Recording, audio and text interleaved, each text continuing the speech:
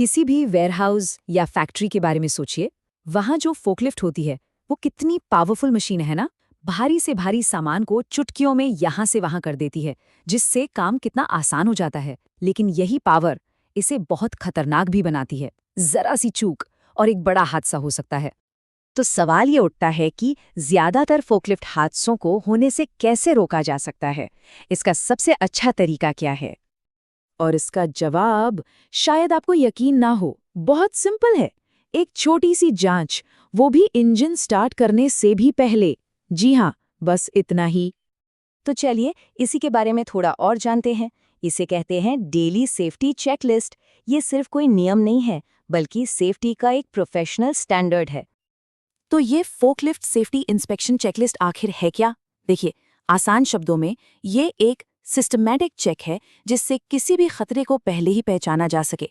ये पक्का किया जा सके कि सारे सेफ्टी रूल्स फॉलो हो रहे हैं और हादसों को होने से रोका जा सके। मतलब ये सिर्फ एक फॉर्म नहीं है, ये तो एक मजबूत सुरक्षा कवच है। देखिए, हर इंस्पेक्शन के ना 3 मेन गोल्स होते हैं। पहला, किसी भी खतरे को पहले ही पहचान लेना। दूसरा, ये पक्का करना कि सेफ्टी के नियमों का पालन हो रहा है। और तीसरा, जो कि सबसे जरूरी है, हादसों को रोकना। ये तीनों मिलकर ही एक सेफ माहौल तैयार करते हैं। ठीक है, तो अब आते हैं एक्शन में।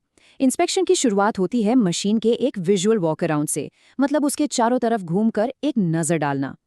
यहाँ कुछ खास चीजों पर नजर रखनी होती है, जैसे फोक में कोई क्रैक या बेंड तो नहीं है, टायर्स कटे फटे तो नहीं है, चैसिस से कोई फ्लूइड लीक तो नहीं हो रहा, ऑपरेटर के सिर के ऊपर जो गार्ड है वो मजबूत है, और हाँ, अगर ये एलपीजी वाली है तो सिलेंडर और उसका ब्रैकेट सिक्योर है या नहीं, ये सब देखना बहुत जरूरी है। चलिए इसे थोड़ा और डिटेल में देखते हैं। मशीन की बॉडी में कोई मैकेनिकल डैमेज नहीं होना चाहिए। फोक्स और लैचेज एकदम सही हों, कोई बेंड या क्रैक ना हो। टायर्स की हालत ठीक हो, सारे फ्लूइड लेवल सही हों और सबसे ज़रूरी, कोई लीकेज ना हो। और हाँ, चेन्स और एंकर्स भी बिल्कुल ठीक ठाक होने चाहिए।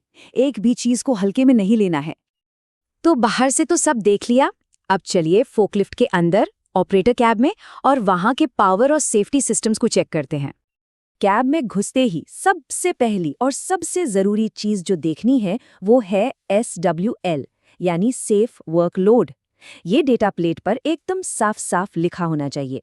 ये वो लिमिट है जिससे ज्यादा वजन उठाना मतलब खतरे को दावत देना है। इसे कभी भी इग्नोर नहीं करना है। अच्छा, अब कैब के अंदर बाकी चीजें देखते हैं। सीट बेल्ट है या नहीं और सही से काम कर रहा है। लाइट्स, हॉर्न, अलार्म्स सब चलाकर देखिए।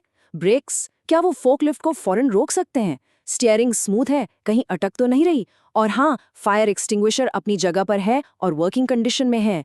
ये सब सीधे सीधे ऑपरेटर की सेफ्टी से जुड़े हैं।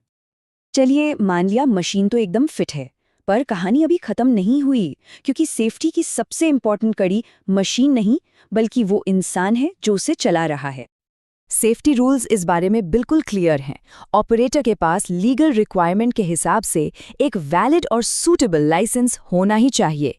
और ये सिर्फ एक कागज का टुकड़ा नहीं है, ये इस बात की गारंटी है कि मशीन एक ट्रेन्ड प्रोफेशनल के हाथों में है। तो इस पूरी जांच का नतीजा क्या होता है? देखिए, दो ही बातें हो सकती हैं। या तो इंस्पेक्शन पास होगा, जिसका मतलब है कि मशीन उस शिफ्ट के लिए सेफ है, या फिर ये फेल होगा। और अगर फेल होता है तो फॉकलिफ्ट को तुरंत काम से हटाना होगा और सारी गड़बड़ियों को रिपोर्ट करना होगा। इसमें कोई कॉम्प्रोमाइज़ नहीं। उम्मीद है ये जानकारी आपके काम आएगी। और अगर आपको लगता है कि ये अपनी और दूसरों की सुरक्षा के लिए ज़रूरी है तो इसे शेयर ज़रूर करें। और हाँ, ऐसी ही ज़रूरी जानकारियों के लिए ग्लोबल EHS के YouTube चैनल को सब्सक्राइब करना ना भूलें। आप हमें सभी सोशल मीडिया प्लेटफॉर्म्स पर ग्लोबल EHS सर्च करके फॉलो भी कर सकते हैं, और हमारी वेबसाइट www.globalehs.co.in पर भी विजिट कर सकते हैं। चलिए, हम सब मिलकर एक ज़्यादा सुरक्षित, स्वस्थ और पर्यावरण के लिए बेहतर वर्कप्लेस बनाने की कोशिश करें।